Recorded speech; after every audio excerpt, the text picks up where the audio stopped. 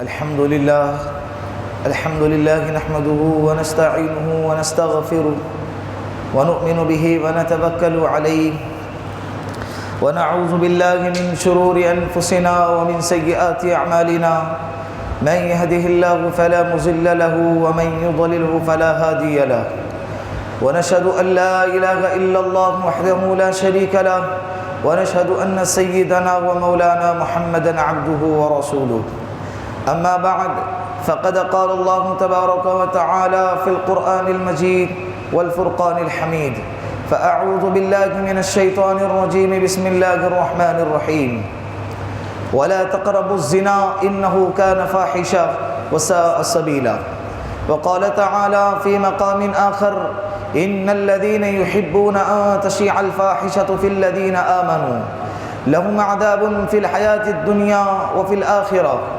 والله يعلم وأنتم لا تعلمون وقال النبي صلى الله عليه وسلم من كان يؤمن بالله واليوم الآخر فلا يخلون بامرأة ليس معها ذو رحم منها فإن ثالثهما الشيطان أو كما قال عليه الصلاة والسلام صدق الله المولانا العظيم وصدق رسوله النبي الكريم ونحن على ذلك من الشاهدين والشاکرین والحمد للہ رب العالمین۔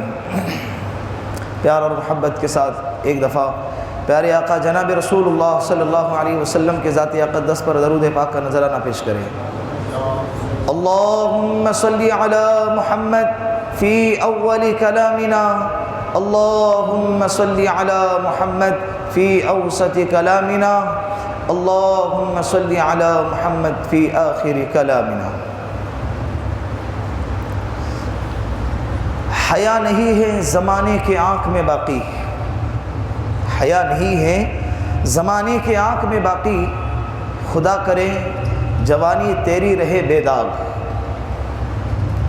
آج 12 فروری ہے، بہت سے لوگوں کی طرف سے تقاضے آئے کہ مفتی صاحب 14 فروری آنے والی ہے، ویلنٹائن ڈے کے اوپر کچھ گفتگو کریں۔ میں نے بھی سوچا کہ اس تعلق سے امت کو اور خصوصاً میری قوم کے نوجوانوں کو متنبہ کرنا اور آگاہ کرنا ضروری بھی ہے۔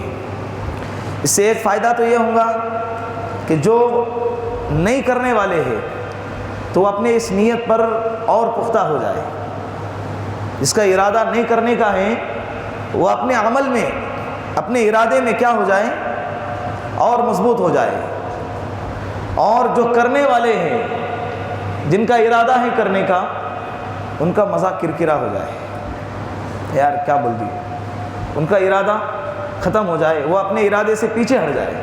ہو سکتا ہے کہ وہ اس لیے کہ اللہ کے رسول صلی اللہ علیہ وسلم نے فرمایا ان من البیان للسحرا، بولا کرو، اچائی کو بولا کرو، اس لیے کہ کچھ باتیں ایسی ہوتی ہیں جو جادو کا اثر کرتی ہیں۔ لوگ کہتے ہیں نا یار بول بول کے تھک گیا، سنتا ہی نہیں، جب وہ کرنے سے نہیں تھک رہا ہے تم بولنے سے کیوں تھک رہے؟ سامنے والا چاہے تمہارا بھائی ہو، بیٹا ہو، نوجوان ہو، وہ گناہ کرنے سے جب تھکتا نہیں تو تم اس کو اچائی کی طرف دعوت دینے سے کیوں تھک رہے؟ اس کا مطلب اچائی ہار گئی اور برائی جیت گئی، یہی نا؟ کہتے رہو کہتے رہو، اس لیے کہ اللہ کی کچھ باتیں ایسی ہیں، ساری باتیں ایسی ہیں، لیکن کہنے والے پر بھی کچھ ڈیفین ہوتا ہے، کہنے والا کیسا ہے کیا ہے، لیکن اللہ کی باتیں ایسی ہیں جو دل پر اثر کرتی ہیں۔ سامنے والوں کو جب گالی دی جاتی ہیں تو چہرہ بگڑ جاتا ہے کہ نہیں جاتا؟ جب گالی میں اتنا اثر ہے کہ چہرہ متغیر کر دے، کیا اللہ کے کلام میں، اللہ کے رسول کے حدیثوں میں اور دین کی باتوں میں وہ اثر نہیں ہوگا جو سامنے والے کی زندگی کو تبدیل کر دے؟ بالکل۔ یہ میں فقط اپنی ذات کی بات نہیں کر رہا ہوں، آپ سب لوگوں کو بتا رہا ہوں۔ من رأى منکم منکرا، اگر تم دیکھتے ہو آنکھوں سے کہ تمہاری اولاد گناہ کر رہی ہے، تم دیکھ رہے ہو کہ تمہارا بھائی گناہ کر رہا ہے، تم آنکھوں سے دیکھ رہے ہو تمہارا پڑوسی، تمہارا دوست کیا کر رہا ہے؟ گناہ کر رہا ہے، فَلْيُغَيِّرْهُ بِيَدِهِ، سب کی ذمہ داری ہے، صرف میرے اکیلے کی نہیں، ہم سب کی ذمہ داری کہ اس کو ہاتھ سے روکے۔ فَإِن لَّمْ يَسْتَطِعْ فَبِلِسَانِهِ، اگر ہاتھ سے روکیں گے تو طاقت نہیں ہے ہاتھ سے روکنے کی، بڑا آدمی ہے، پاور زیادہ ہے، طاقتور ہے، تو زبان سے روکیں، بولے بھائی یہ جو آپ کر رہے ہیں یہ غلط ہے، اچھی بات نہیں ہے، یہ گناہ ہے، اس کو پیار محبت سے سمجھائے۔ فَإِن لَّمْ يَسْتَطِعْ فَبِقَلْبِهِ وَذَلِكَ أَضْعَفُ الْإِيمَانِ، اگر زبان سے روکنے کی بھی طاقت نہیں ہے، انتشار کا خطرہ ہے، جھگڑے کے بڑھنے کا خطرہ ہے، جھگڑے ہونے کا اندیشہ ہے، تو اللہ کے رسول نے فرمایا تو کم سے کم اتنا تو کرو کہ جو کر رہا ہے اس کو کیا کرو، گناہ سمجھو، دل میں برا سمجھو کہ یہ گناہ ہے، یہ غلط ہے، یہ اچائی نہیں ہے، اور اتنا سوچنا یہ ایمان کا ادنا درجہ ہے۔ اگر کوئی انسان اتنا بھی نہیں سوچتا ہے اور اس کے گناہ کو دیکھ کر خوش ہوتا ہے یا خاموش رہتا ہے اور گناہ کو دیکھ کر گناہ بھی نہیں سمجھتا اور برا بھی نہیں سمجھتا ہے اور اس کے ساتھ میں برائی کرنے لگتا ہے، تو سمجھ جاؤ کہ اس کے دل میں ایمان کا ادنا درجہ بھی نہیں ہے، ایمان کا ادنا درجہ بھی نہیں ہے۔ اس لیے کہ بعض دفعہ ایسا ہوتا ہے کہ کچھ لوگ گناہ کرتے ہیں، کچھ لوگ نہیں کرتے۔ یہ جو نہیں کرنے والے جو ہیں نا کیٹیگری کے لوگ، یہ ان کا سب سے بڑا جرم یہ ہے کہ یہ خاموش ہے۔ یہ کیا ہے؟ خاموش۔ یہ خاموش کیوں ہیں؟ اگر یہ ان کو بتا دیتے ہو سکتا ہے یہ بھی گناہ سے بچ جاتے، بیچارے بیمار ہے، مریض ہے، گناہ میں مبتلا ہیں، ان کو تمہارا کام ہے سمجھانے کا، اگر سمجھ جائے تو فَبِهَا وَإِلَّا فَلَا، نہیں سمجھے تو تم اپنی ذمہ داری سے بری اس ذمہ ہے۔ لیکن خاموشی یہ سب سے بڑا عیب ہے، خاموش نہیں رہنا چاہیے۔ معاشرے کے اندر کیا ہو رہا ہے، ایک کا سالگرہ ہے مثال کے طور پر، یا ایک کے گھر میں نکاح ہے، اب محلے کے اندر نکاح ہو رہا ہے، نکاح 2 دن بعد ہے، اس سے پہلے جو خرافات، جو رسم و رواج، جو بدعات اور جو دھوم دھڑاکے ہوتے ہیں، جو پورے بستی والوں کے راتوں کے نیندیں حرام کر دیتے ہیں، شادی ایک گھر میں ہو رہی ہے اور پورے بستی والوں کو جگا رہے ہیں۔ کیا پورے بستی میں ایک بھی بوڑھا نہیں رہتا ہوں گا؟ ایک بھی ہارٹ کا مریض نہیں رہتا ہوں گا؟ کیا بستی میں پورے دودھ پیتا ہوا بچہ نہیں رہتا ہوں گا؟ جب ایسا دھنگانا شروع ہوتا ہے رات کے 1 بجے کے بعد سے، شروع کب ہوتا ہے؟ رات کے 12-1 بجے کے بعد سے شروع ہوتا ہے۔ جب شروع 12-1 بجے ہوگا تو ختم کب ہوگا؟ بولو نا، میرے سے زیادہ آپ جانتے ہیں کب ختم ہوگا؟ آواز ہی نہیں آ رہی۔ فجر میں نہیں، 4-5 بجے، فجر پڑھتے ہی نہیں نا۔ جو اس میں شریک ہوتے ہیں وہ سب سو جاتے ہیں، اللہ ماشاء اللہ، اللہ کسی کو توفیق دیتا ہوگا۔ لیکن زیادہ تر کیا ہے، پورے مجمع میں جتنے ہوتے ہیں شریک، قوالی پڑھنے والوں کو بلاتے ہیں جس کی داڑھی نہیں، ایک گانا گا رہا ہے 1 منٹ میں، پھر دوسرے منٹ میں قوالی گا رہا ہے، اللہ کے رسول کی سیرت بیان کر رہا ہے قوالی کے انداز میں ڈھول بجا کے، پھر اس کے بعد تھوڑی دیر میں گانے بجا رہا ہے۔ نبی کی سیرت کا مذاق نہیں تو کیا ہے؟ اور سب کے سب مسلمان قوم ہیں، نوجوان لڑکیاں، عورتیں ہیں، بچے بیٹھی بھی ہیں اور سب خوش ہو رہے ہیں، واہ واہ کیا بات ہے، کیا گایا ہے۔ پھر نکاح پڑھانے بھی ایسوں کو بلانا چاہیے نا، جس نے نبی کی زندگی کا مذاق اڑایا ہے تو نکاح پڑھانے بھی ایسوں کو بلانا چاہیے۔ تو جب تمہارے نظر میں اس کی عزت اور وقار ہے، عظمت ہے، تو نکاح پڑھانے ایسوں کو کیوں نہیں بلاتے؟ بات صحیح کہہ رہا ہوں غلط کہہ رہا ہوں؟ پھر فجر کی نماز میں دیکھو ایک بھی حاضر نہیں رہے گا۔ فجر کی نماز فرض ہے یا اس میں شریک ہونا فرض ہے؟ بتاؤ۔ گانے گا رہا ہے، گانے کوئی حیا والے گانے ہوتے ہیں، سب بے حیائی والے گانے، یہ سنائی باتیں نہیں، اپنی آنکھوں سے دیکھا اور کانوں سے سنا ہوئی باتیں بیان کر رہا ہوں، دل روتا ہے اندر سے۔ پھر کیا ہوگا؟ پھر کیا ہوگا؟ نکاح ہوگا، پھر زندگی میں سکون نہ ہوگا۔ کیا ہوگا؟ نکاح ہوگا لیکن زندگی میں برکتیں نہ ہوں گی۔ پھر کیا ہوگا؟ نکاح ہو جائے گا لیکن زندگی میں اللہ کی مدد نہ ہوں گی۔ پھر 4-6 مہینے ہو گئے، طلاق کی نوبت آئی۔ ہوا نہیں ہوتا یا نہیں ہوتا ہے؟ اس لیے کہ النکاح من سنتی، اللہ کے رسول نے فرمایا نکاح تو سنت کا نام ہے، نکاح میری سنت ہے۔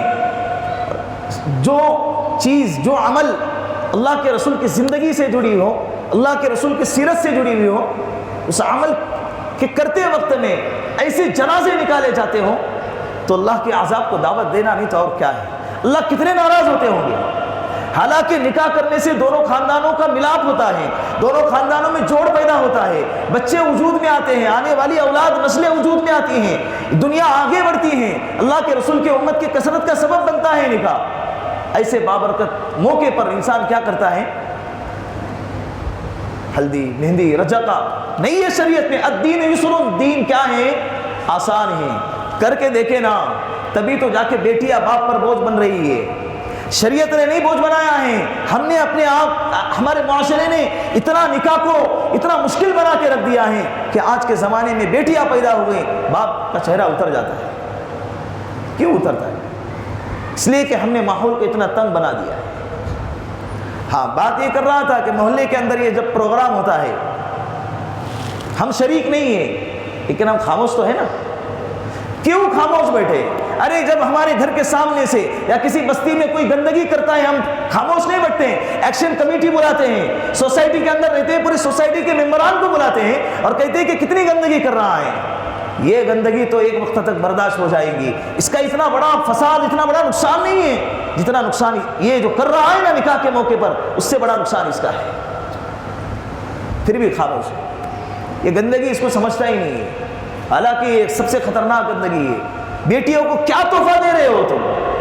کیا سبق دے کے جا رہے بھیج رہے ہو اپنی دنیا سے؟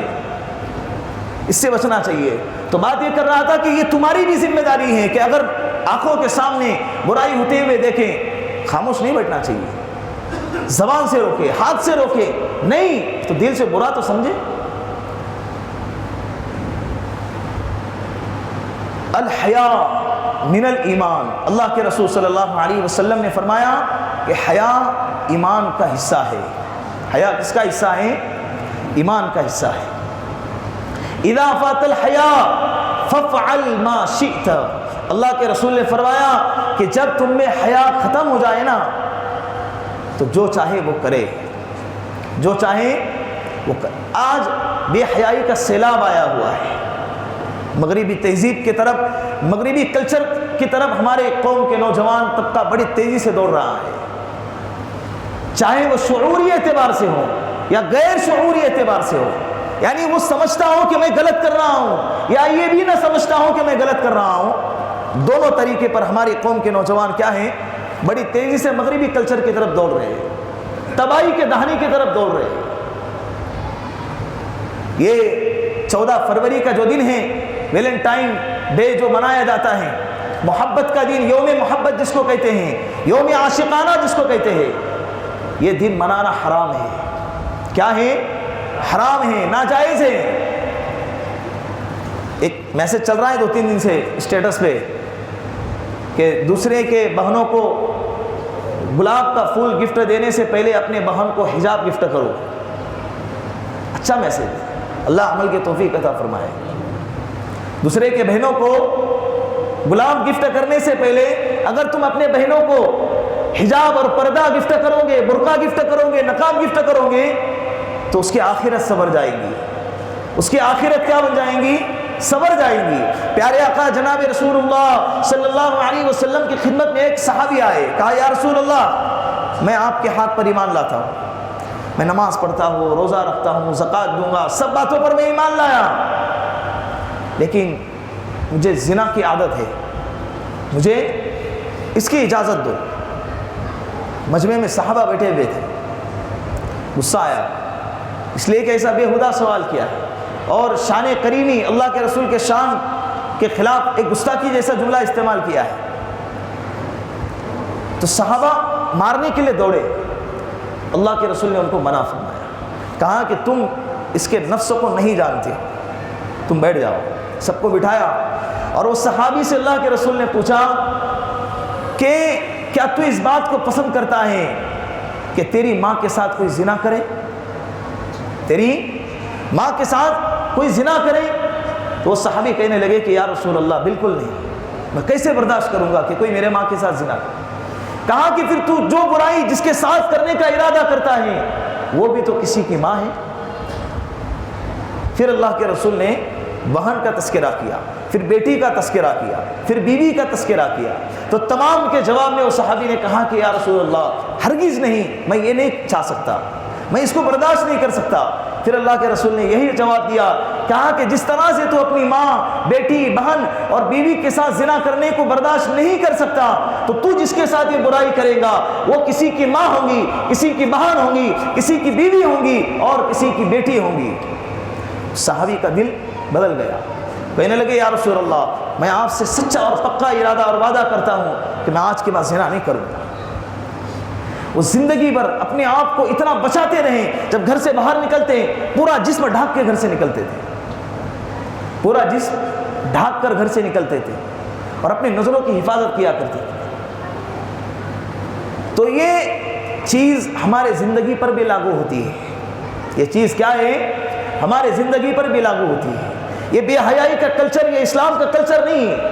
اسلام نے تو عورتوں کو عزت عطا فرمائی ہے، اسلام نے عورتوں کو ایک مقام دیا ہے۔ اسلام کے آنے سے پہلے عورتوں کو حقیرانہ انداز سے دیکھا جاتا تھا، قوم میں سب سے ذلیل اگر کوئی ہے تو عورت ہے۔ جب وہ ناپاکی کے حالت میں ہے، گھر کے باہر ایک کوٹڑی اس کے لیے بنائی جاتی تھی، جہاں پر نہ اجالا ہوتا تھا، نہ خوشبو ہوتی تھی، نہ کوئی اچائی ہوتی تھی، ایک کوٹڑی میں بند کر کے رکھ دیا جاتا، یہ مقام تھا۔ اور جب شوہر کا انتقال ہو جائے تو ساتھ میں اس کی بیوی کو بھی جلا دیا جاتا تھا، اور وراثت میں عورت کا کوئی حصہ نہیں، وراثت کے مال میں عورت کو تقسیم کر دیا جاتا تھا۔ لوٹ مار، زنا، عورتوں کی بے حرمتی کرنا، بیٹیاں اگر پیدا ہو جائیں تو بیٹی کو زندہ درگور کر دینا، ذلت سمجھتا تھا انسان جس کے گھر میں بیٹی پیدا ہو جائے، اور جیسے ہی پیدا ہو جاتی ہے اپنے ہی ہاتھوں سے اپنے پھول جیسی بچی کو گڑھا کھود کے دفنا دیا جاتا۔ یہ ماحول تھا اس وقت میں۔ ایک صحابی نے اللہ کے رسول، بڑا لمبا واقعہ ہے، شارٹ کر کے بتاتا ہوں، اللہ کے رسول کے سامنے پورا تفصیل سے واقعہ سنایا، کہا کہ یا رسول اللہ، میری بیوی، میں زمانے جاہلیت میں آپ نے جب مجھے ہدایت ایمان کی دعوت دی، اس سے پہلے، میں ایمان لانے سے پہلے میری ایک بیٹی پیدا ہو گئی، میں سفر میں جا رہا تھا، میری بیوی حاملہ تھی، تو میں نے میرے بیوی سے کہا اگر اس دوران اگر لڑکی پیدا ہو جائے، تجھے ولادت ہو جائے، لڑکی پیدا ہو جائے تو اس کو زندہ دفنا دینا، اگر لڑکا پیدا ہو جائے اس کو باقی رکھنا۔ میں چلا گیا، اتفاق ایسا ہوا کہ مجھے لڑکی پیدا ہو گئی، لیکن میری بیوی کو اپنی بچی سے پیار تھا، وہ ڈر گئی کہیں میرے شوہر آ جائے تو اس کو دفنا نہ دے، اور اس کو جب میں سفر سے لوٹ کر آیا تو جب میں نے گھر میں ایک بچی کو دیکھا تو میں نے کہا کہ کس کی بیٹی ہے؟ تو میری بیوی نے مجھ سے جھوٹ کہا، مجھ سے کہا کہ یہ پڑوس کی بیٹی ہے، کھیلنے کے لیے آئی ہے، ہمیں تو بیٹی پیدا ہو گئی تھی، میں نے اس کو زندہ دفنا دیا۔ جب پڑوس کی بیٹی کہا تو میں خاموش ہو گیا۔ وہ بار بار میرے گھر میں آتی، زیادہ تر میرے ہی گھر میں رہا کرتی تھی۔ جب ایک وقت آیا کہ مجھے اس سے محبت ہو گئی، مجھے اس سے لگاؤ ہو گیا، اب میرا اس کے لیے اس کے بغیر جینا مشکل ہو گیا۔ یہ محبت جب میری بیوی نے دیکھا کہ باپ اور بیٹی میں ایسی محبت ہے کہ اب ہو سکتا ہے کہ باپ جو ہے بیٹی کو جدا نہ کرے اور کوئی تکلیف نہ دے، تو یہ سوچ کر میری بیوی نے مجھ سے کہا کہ اب اپنی بیٹی بڑی بھی ہو گئی اور آپ کو اس سے محبت بھی ہے، تو میں آپ کو ایک راز کی بات بتاتی ہوں کہ یہ بیٹی پڑوس کی نہیں، یہ اپنی ہی بیٹی ہے۔ وہ کہنے لگے کہ میری غیرت کو جوش آیا، میں نے اسی وقت اس لڑکی کو لیا اور کدال لی اور اس کو دفنانے کے لیے جنگل میں چلا گیا۔ میں گڑھا کھود رہا تھا، مٹی میرے داڑھی پر اڑ رہی تھی، میرے چہرے پر اڑ رہی تھی، میری بیٹی میرے چہرے سے مٹی کو پوچھ رہی ہے، پسینہ پوچھ رہی ہے، کہنے لگی کہ ابا جان آپ کو کیا ہو گیا، آپ کیوں گڑھا کھود رہے ہیں، آپ اتنی تکلیف کیوں اٹھا رہے ہیں، آپ کے چہرے پہ پسینہ آیا ہے، میں آپ کے پسینے کو صاف کرتی ہوں۔ اس کو تو پتہ بھی نہیں کہ اس کے ساتھ کیا ہونے والا ہے۔ یا رسول اللہ، میں نے گڑھا کھودا اور اس بچی کو اپنے ہاتھوں سے زمین میں دفنا دیا۔ وہ بچی رونے لگی، کہا کہ ابا مجھے کیوں دفنا رہے ہو، میں آپ کو تکلیف نہیں دوں گی، میں آپ کو نہیں ستاؤں گی، میرا کیا قصور ہے ابا جان، میں آپ کو کبھی جو ہے پریشان نہیں کروں گی، مجھے نہ دفنائیں، مجھے تکلیف ہو رہی ہے۔ اللہ کے رسول، میں نے اپنی بیٹی کو اپنے ہاتھوں سے زمین میں دفنا دیا اور قبر پہ مٹی ڈال کے زندہ دفنا کے گھر پہ چلا آیا۔ اللہ کے رسول بھی دھاڑے مار کے رونے لگے۔ یہ اسلام کے پہلے عورتوں کے ساتھ یہ سلوک کیا جاتا تھا، لیکن جب اللہ کے رسول نے اسلام لے کر آئے اور یہ دین لے کر آئے، یہ قرآن لے کر آئے، تو اسلام نے عورتوں کا مقام بتا دیا ہے۔ اگر عورت بیوی کی شکل میں ہے تو اللہ کے رسول نے یہ بھی اس کے حقوق بتلائے، بیوی کو شوہر کو بیوی کے حقوق بتلائے۔ اور زندگی گزار کر بتائی۔ اماں عائشہ فرماتی ہے کہ جس جگہ سے میں ہونٹ لگا کے پانی پیتی تھی، اللہ کے رسول مجھ سے پوچھا کرتے تھے کہ عائشہ کہاں پہ ہونٹ لگا کر پانی پیا ہے، اللہ کے رسول پھر اسی جگہ پہ ہونٹ لگا کے پانی پیتے، زندگی گزار کر بتائی۔ اماں کہتی ہیں عائشہ صدیقہ رضی اللہ کہ پوری زندگی اللہ کے رسول نے کبھی مجھ کو نہیں ڈانٹا، مجھے کیا کسی بیوی کو نہیں ڈانٹا، کبھی کسی کو نہیں مارا۔ یہ بیوی ہو تو ایسے حقوق بتلائے، اگر بہن ہے تو بھائی سے کہا، اگر تمہاری زندگی میں بہن ہے اور تم اس کی پرورش کرتے ہو، اس کی کفالت کرتے ہو، صحیح تربیت کرتے ہو اور نکاح کر کے صحیح جگہ پر اس کو بیاہ دیتے ہو، تم پر جنت واجب ہو گئی۔ یہ بھائی کو بہن کا مقام بتا دیا۔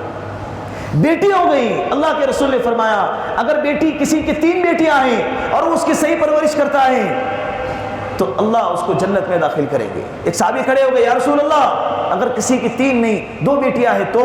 اس لیے کہ وہ صحابی کے 2 بیٹیاں تھیں کہ یا رسول اللہ کے رسول نے فرمایا کہ کسی کے اگر 2 بیٹیاں پیدا ہو گئی اور وہ اس کی صحیح طرح سے پرورش کرے اور تربیت کرے اور نکاح کر کے اس کو اپنے گھر میں روانہ کریں، اللہ اس پر بھی جنت کو واجب کرے، اللہ اس پر بھی جنت کو واجب کرے گا۔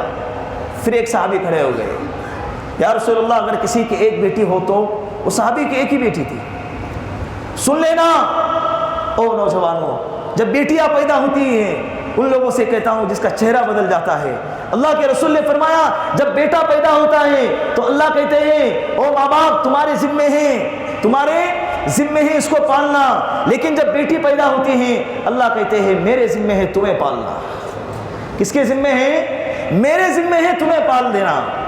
اس لیے کہ بیٹا جو ہے یہ نعمت ہوتی ہے، نعمت کا ہمیشہ حساب ہوتا ہے، اور جو بیٹی ہوتی ہے نا وہ اللہ کی رحمت ہوتی ہے، رحمت کا حساب نہیں ہوتا ہے۔ اور کتنے ایسے واقعات ہیں کہ بڑھاپے کے وقت میں بیٹوں سے زیادہ بیٹیوں نے ماں باپ کو سہارا دیا ہے یا نہیں؟ بیٹیاں ہی اپنے ماں باپ کو سہارا دیتی ہے۔ بیٹیوں کے دل میں ماں باپ کا بیٹوں کے مقابلے میں زیادہ درد ہوتا ہے، زیادہ احساس ہوتا ہے۔ لڑکے تو جوانی کے بعد نکاح کے بعد بدل جاتے ہیں، لیکن بیٹیاں موت تک ماں باپ کی رہتی ہے۔ تو اگر بیٹی ہے تو اللہ کے رسول نے یہ حکم بتلائے، اگر عورت ماں کی شکل میں ہے تو اللہ کے رسول نے فرمایا کہ ماں کے قدموں کے نیچے کیا ہے؟ جنت ہے۔ اور ولا تقل لهما اف، قرآن کہتا ہے کہ تم اپنے ماں باپ کو اف بھی نہ کہو۔ کیا نہ کہو؟ اف، یعنی اونچی آواز سے بات نہ کرو۔ صحابہ سے کہنے لگے کہ کاش میری ماں زندہ ہوتی اور میں عشاء کی نماز کے لیے مصلی پہ کھڑا ہوتا اور میں نیت باندھتا اللہ اکبر، اور حجرے سے میری ماں کہتی بیٹا محمد، تو میری ماں کی آواز پہ میں عشاء کی نماز توڑ دیتا۔ عشاء کی نماز کون کہہ رہا ہے؟ ارے بولو نا، کون کہہ رہا ہے؟ عشاء کی نماز اللہ کے رسول کہہ رہے ہیں، عشاء کی نماز فرض کی ادائیگی کر رہے ہیں، اللہ کے سامنے کھڑے ہیں، اور ماں کی ایک پکار پر میں نماز کو توڑ دیتا اور کہتا کہ اماں کیا حکم ہے، نماز بعد میں پڑھ لو۔ آج ہماری اولادیں گھروں میں موبائل چلاتی ہیں، جب ماں پکارتی ہیں کیا بار بار چلاتی ہیں، سمجھ میں نہیں آتا ہے میں موبائل میں بزی ہوں، موبائل چھوڑنے کے لیے تیار نہیں۔ اور اللہ کے رسول کیا کہہ رہے ہیں؟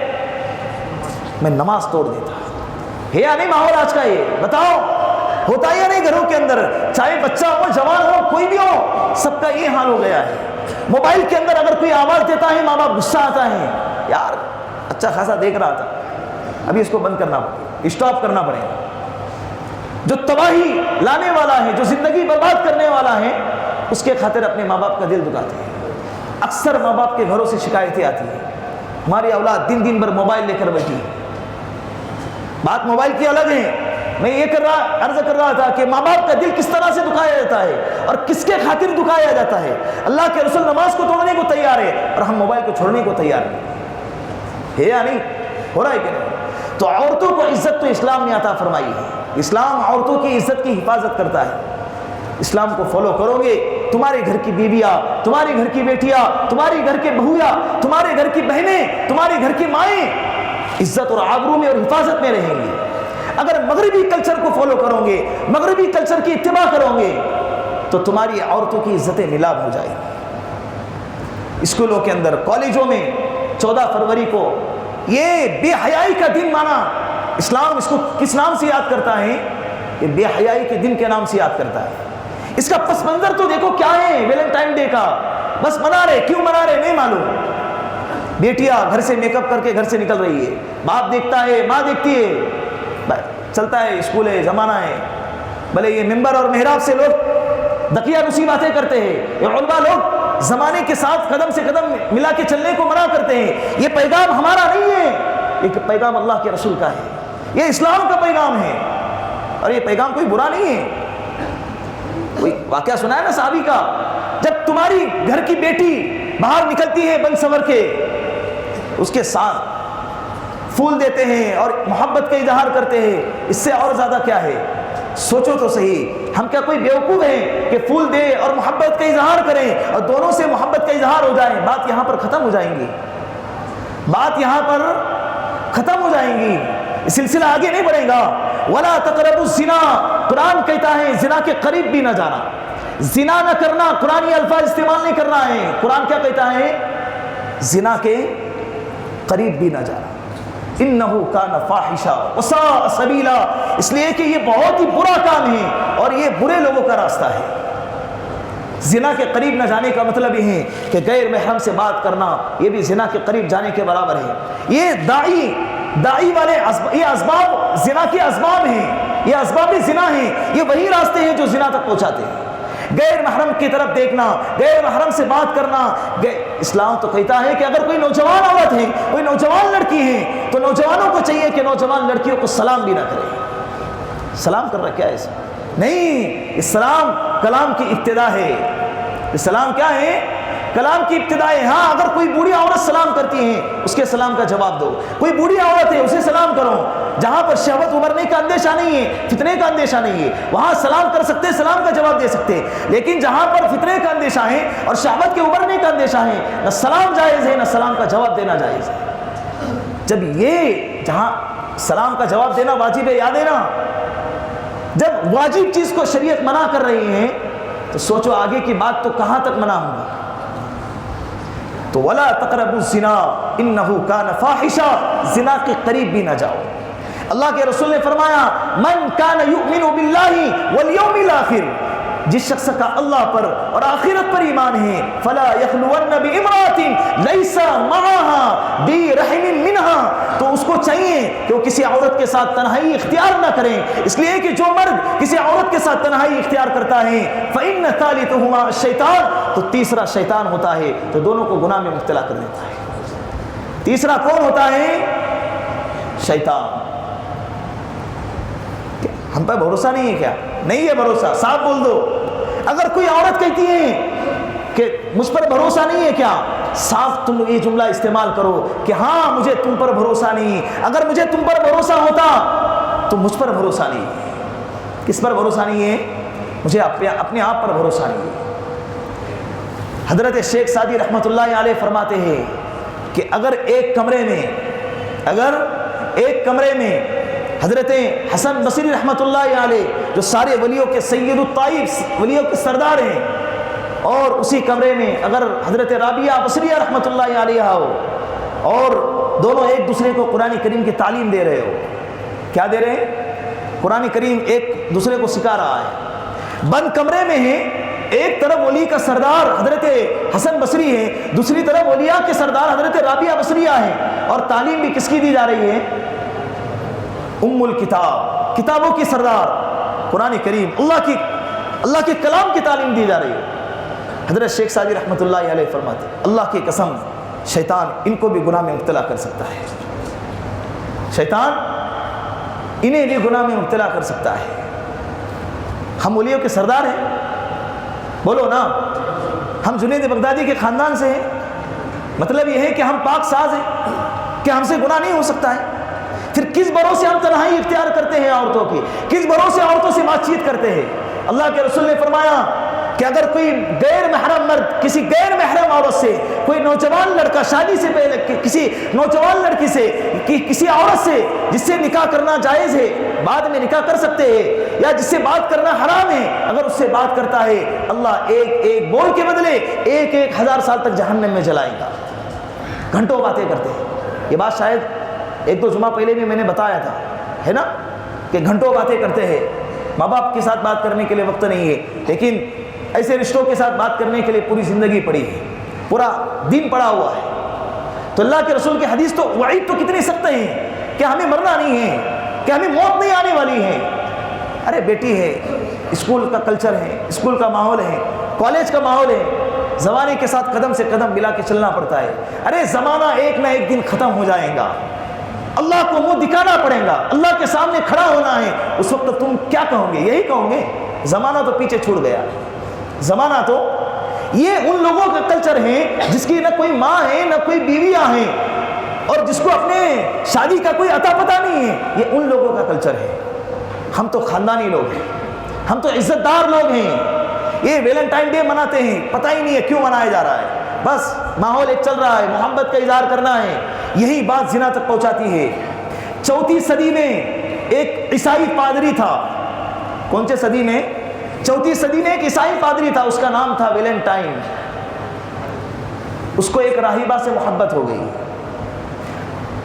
اس معاملے میں بہت سارے واقعات آتے، کوئی کہتا ہے کہ راہبہ سے محبت ہو گئی، کوئی کہتا ہے کہ ویلنٹائن کو مذہب کی تبدیلی پر زور دیا گیا تو اس نے نہیں مانا تو اس کو قید خانے میں ڈالا گیا۔ جب قید خانے میں ڈالا گیا تو جیلر کی بیٹی سے اس کو محبت ہو گئی، وہ روزانہ اس سے محبت کرنے کے لیے آیا کرتی تھی، اس سے ملنے کے لیے آیا کرتی تھی۔ جس دن اس کو سولی کا دن تھا وہ 14 فروری کا دن تھا، اس کو پھانسی دینے کا جو دن تھا وہ 14 فروری کا دن تھا، اور اس دن اس نے اپنے محبت کے نام، اپنے عاشقہ کے نام، اپنے محبوبہ کے نام ایک الوداعی خط لکھا اور گلاب کا پھول رکھ کے اس کو پھانسی دی گئی۔ اس کی یاد میں ویلنٹائن ڈے منایا جاتا ہے۔ کتنا اچھا کام ہے نا، کتنا پیارا کام، جو آج ہماری نوجوان نسل اس میں کیا ہو رہی ہے، بہہ رہی ہے، ان کو پتہ بھی نہیں ہے۔ اللہ کے لیے کہتا ہوں، اپنی زندگی کو مت کر خاک اس خاکی پر، اپنی زندگی کو مت کر خاک اس خاکی پر، جوانی کر فدا اس پر جس نے دی جوانی۔ جوانی کا ایک سجدہ بڑھاپے کے 1000 سجدوں سے افضل ہے۔ نوجوانوں سے آج میں خصوصاً میرے ہم عمر بھائیوں سے کہتا ہوں، ان سے میں مخاطب ہوں، جو بالغ ہونے کے بعد 15 سال 17 سال 20 سال اور 25 سال کی اور 30 سال کی عمر میں اب جی رہے ہیں، جو مجمع میں بیٹھے ہیں، ان سے کہتا ہوں اپنی جوانی کی حفاظت کرو۔ حیا اور زمانے کی آنکھ میں باقی نہیں ہے، خدا کرے تیری جوانی باقی رہے، خدا کرے تیری جوانی باقی رہے، اللہ تیری جوانی کی حفاظت کرے۔ اس جوانی کی حفاظت کرنا بہت ضروری ہے۔ میں نوجوانوں کے ماں باپ سے کہتا ہوں، بچہ بالغ ہو جائے نکاح کرا دو۔ 17-18 سال کی عمر میں جب کوئی کسی کا نکاح کرتا ہے تو تعجب کرتے ہیں، یار اتنی کم عمر؟ نہیں، یہی صحیح عمر ہے۔ اگر اتنی عمر میں آنکھ وٹک کے کرتا ہے تو کوئی مسئلہ نہیں، اور جب نکاح کرتا ہے تو انسان کو کیا ہے، عجیب لگتا ہے، یار کیا ہے، ایک قانون نے عجیب بنایا ہے۔ بہت سے نوجوان لڑکیاں لڑکے اپنے ماں باپ کو کہہ نہیں پاتی۔ ماں باپ کو چاہیے کہ سمجھ جائے، حالات اور ماحول کو سمجھ جائیں، ماحول کے فسادات اس کی خرابیوں کو سمجھ جائیں، اور وقت سے پہلے اپنے بیٹے کو کیا کریں، بیٹے کا نکاح کرا دیں، اپنی بیٹیوں کا نکاح کرا دیں، تاکہ وہ زنا اور گناہ کے اندر مبتلا نہ ہو جائے۔ اس لیے کہ ایک وقت کے ساتھ ہم سب اس راستے سے گزر چکے ہیں، ہماری اولاد اس راستے سے گزرنے والی ہے، کسی کی گزر رہی ہے۔ ہمیں چاہیے ہم خود سوچیں کہ ایک وقت کے بعد وہ جذبات پیدا ہو جاتے ہیں، ہوتے یا نہیں ہوتے۔ تو جوانی کے اندر اگر نکاح کا موقع نہیں ہے تو نوجوانوں کو چاہیے کہ روزے رکھے، کثرت سے روزہ رکھے، گناہ میں مبتلا ہونے سے اللہ اسے بچائے گا۔ یا تو پیر جمعرات کو روزے کا معمول بنائے، روزہ رکھے، اور زیادہ تر وقت اپنے آپ کو جو ہے عبادتوں میں لگائے۔ اس لیے کہ بوڑھا ہونے کے بعد میں نے کہا نا کہ جوانی کر فدا اس پر جس نے دی جوانی کو۔